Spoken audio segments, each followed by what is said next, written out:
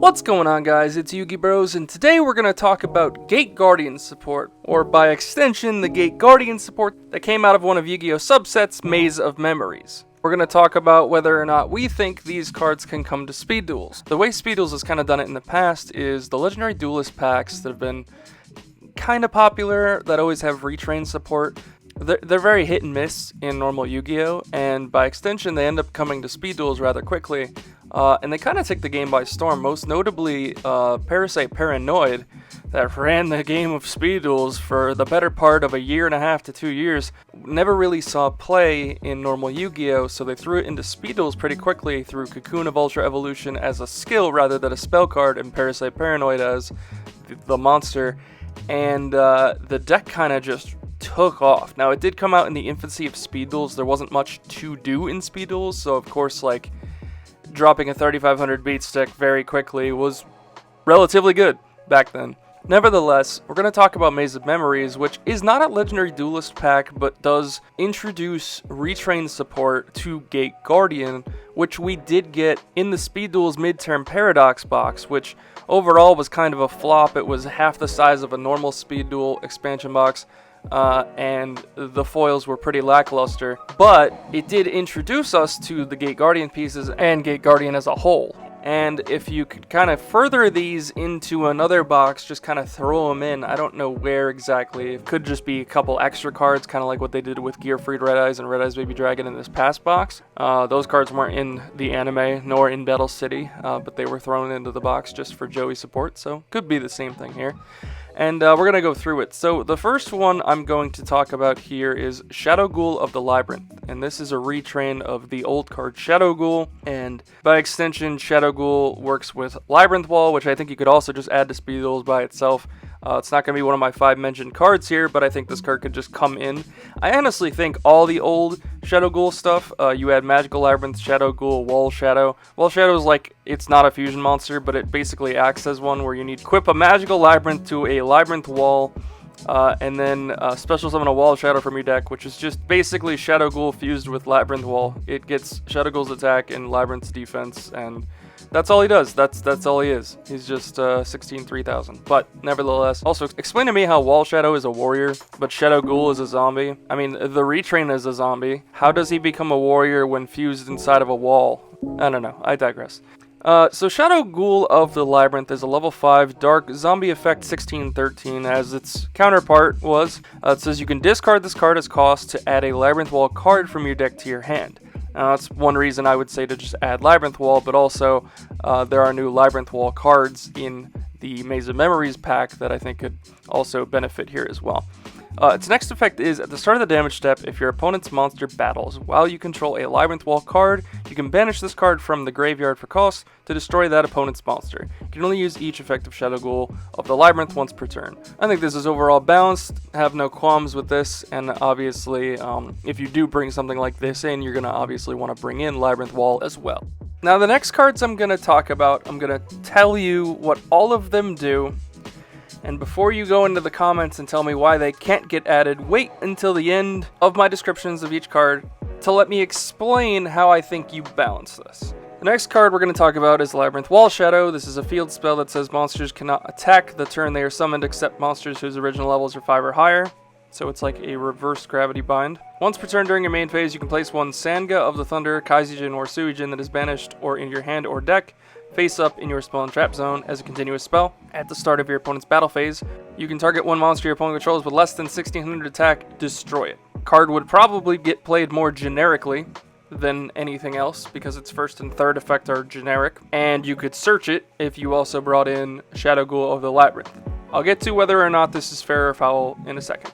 The next card I'm going to talk about is called Double Attack, Wind and Thunder. Quick play spell that says if you control a Gate Guardian monster, target one card on the field, destroy it. During your main phase, you can banish this card from the grave, add one of your Sanga of the Thunders, Kaizis, or Suis that is banished or in your deck to your hand. So then it's search power. You can only use that effect, the search effect, once per turn, but you could pop multiple times if you had multiple of these. Moving on to the next one, Riryoku Guardian. If your life points are lower than your opponent's, target one monster you control with Gate Guardian in its original name, half your opponent's life, then that monster gains attack equal to your opponent's life. then the same effect as the last one, you can banish it from the grave to add a Sanga, Kaizijin, or Suijin that is banished during your deck to your hand, and that search effect is once per turn. The first effect, though, let's put an example here. If your opponent has 4,000 life and you control a Gate Guardian monster, you half your opponent's life, assuming theirs is higher than yours, then give the new life that your opponent has, which would be 2,000 in this case, to your Gate Guardian permanently. Really strong as well. Alright, next card.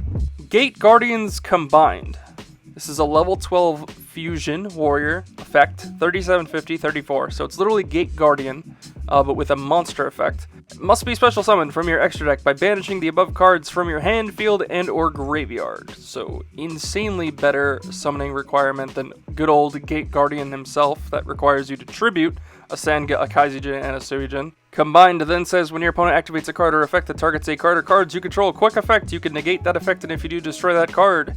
You can only use the effect of Gate Guardians Combined thrice per turn. So your opponent realistically is never using cards to target while this is on the field, because you can negate it 3 times if you do so.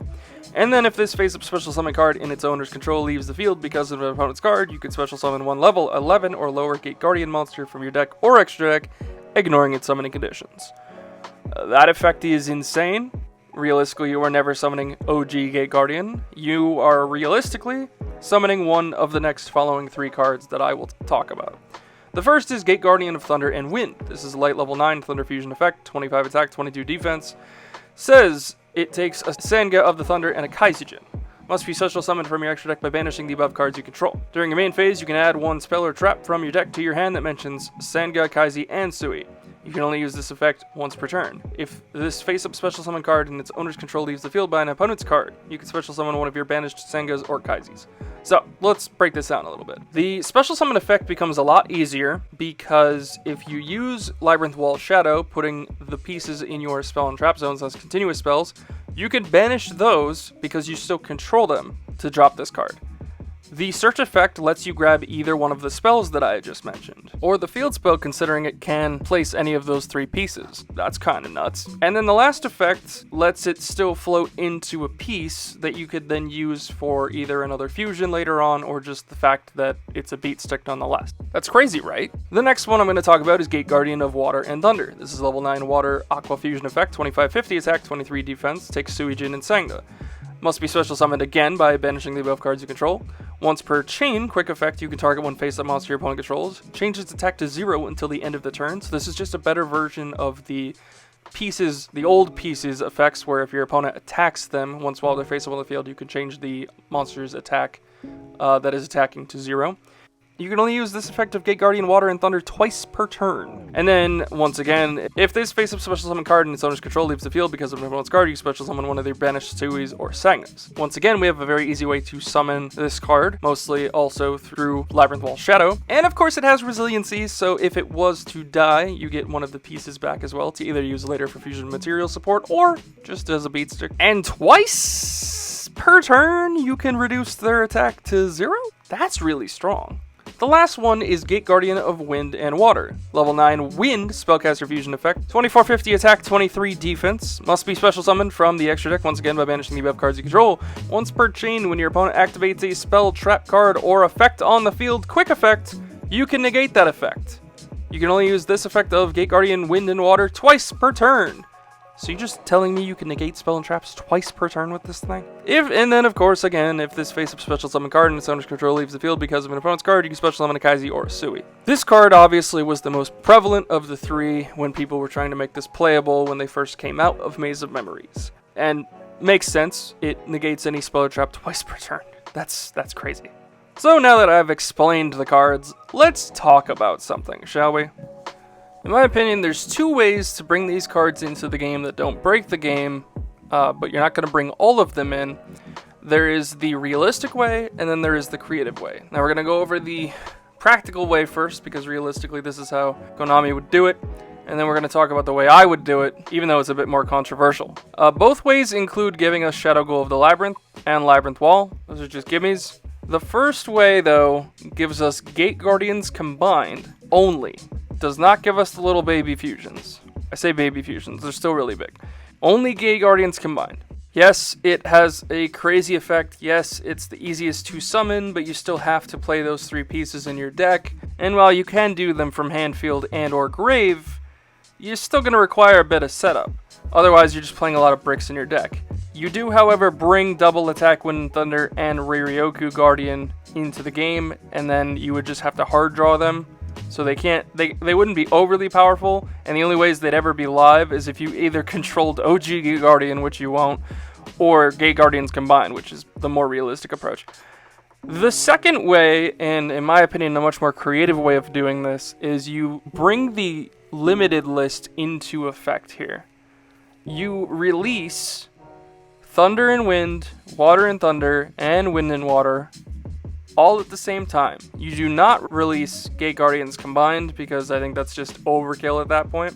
Also, combined through the first way isn't busted if it leaves the field because the only thing you're literally going to be able to summon is Gate Guardian, right? Whereas I think if this card leaves the field and summons any of the littler fusions, that's just chaotically ridiculous. So the other way that I was going to say is that you bring in Thunder and Wind, Water and Thunder, Wind and Water. You do not bring in Combined, so you don't have that loop where you can have Combined die and summon one of the babies. That's just too strong in my opinion. You do not bring Labyrinth Wall Shadow into the game. As it is, we're not bringing it in either situation. I just think the first and third effect are too generically good to do so. But the ability to put any of them in the spell and trap zones, I feel like just in normal Yu-Gi-Oh! Made sense, but in Speed Duels makes them way too strong. They need to have a drawback, and the drawback is that you have to hard put these things on the field for the baby fusions.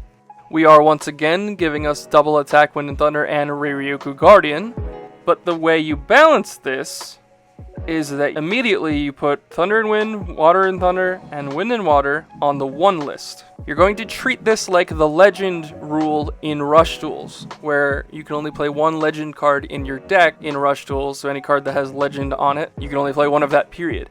If you put all of these on the one list in our current limited list, then you are only stuck on playing one per deck. That way these cards can't be abused in the same deck, they don't all get summoned, and once one dies, you can't bring out another copy of it. So if they out the Wind and Water, or they out the Water and Thunder, which I would argue would be the two that you would play most over Thunder and Wind. Granted, Thunder and Wind getting you the searches of those two spells is kind of nuts, but that way these don't become overly powerful, but you can still centralize a deck around one of them, and they all become interesting strategies by themselves. And then in the future, if speed gets to a point where realistically these aren't as much of a problem, you can slowly take them off the list. I would argue the first one that could come off completely is Thunder and Wind, or at least put it on like a 2 of list. So like if the game got a bit quicker or a bit more power creep, you could play 1 Wind and Water or 1 Water and Thunder and 2 Thunder and Winds. So you have the search power there through Thunder and Wind, and then you have your boss in either Water and Thunder or Wind and Water. I don't know. In my opinion, this is an interesting way to balance stuff like this. In my opinion, in general, this is an interesting way to go forward releasing anything in Speed Duels. If you want to add crazy cards, you just instantly throw them on the list, and then make the list more like canon related when it comes to even casual play and stuff. I don't know. That's why I don't think it's realistic. It's a creative way of looking at it, right? Like, I don't think they're going to implement that because that would require a lot, especially for casual players to get involved with, and I don't think that's going to be the case. That's why they usually have this list only restricted to their events and OTS stores if they want to use them. But I think it's a good way to mitigate playing each one of these and bringing each one of these into the game without having all 3 be playable in the same deck and just overly powered. You could also go a third route and release Gate Guardians combined and just Gate Guardians of Thunder and Wind. I just don't see Konami only releasing one of these 3 baby fusions, which is why I left that option out. But also, in addition to everything else we've already talked about, there is one other card for this archetype called Prey of the Jirai Gumo. It's a continuous trap. It's a special disc card as a normal monster, insect, earth, level 5, attack 21, defense 100 to your main monster zone in the same column that it was activated in. This card is also a trap. Then you can destroy 1 monster your opponent controls in this card's column. You can banish this card from the grave, add a Kaizujin, Suijin, or Signet of Thunder that is banished from your deck to your hand. So it has the same search effect, which is also once per turn, as the 2 spells did. Its other effect, though, I just think is like kind of nuts. I think it'd be good but bad at the same time, right? It's just a free pop, and it would definitely make people play around columns more. I just don't know if that's something that the game needs right now. Again, you would just kind of play this generically in like everything, and I'm not sure how I feel about that right now. But it is a spell/trap that mentions all three Kaizujin, Suijin, and Sangna, so you could again search this with Thunder and Wind. I just left this out of the main video because I just don't know if Speed Duels needs a generic trap that pops anything, also gives you a 2100 trap monster for free, and pops any monster in its column. I don't know. Does that seem overpowered? I want to know your thoughts down below on that one. But guys, what do you think down below? Which way do you think is the better way to do it? To approach it if you were going to do it? Do you have another way that actually makes it more beneficial and less busted? Do you want me to do more videos like this where we talk about retrains and stuff? And if so, let me know, and I'll see you guys in the next video. For more amazing Speed Duel content, subscribe to Yugi Bros. It's time to duel!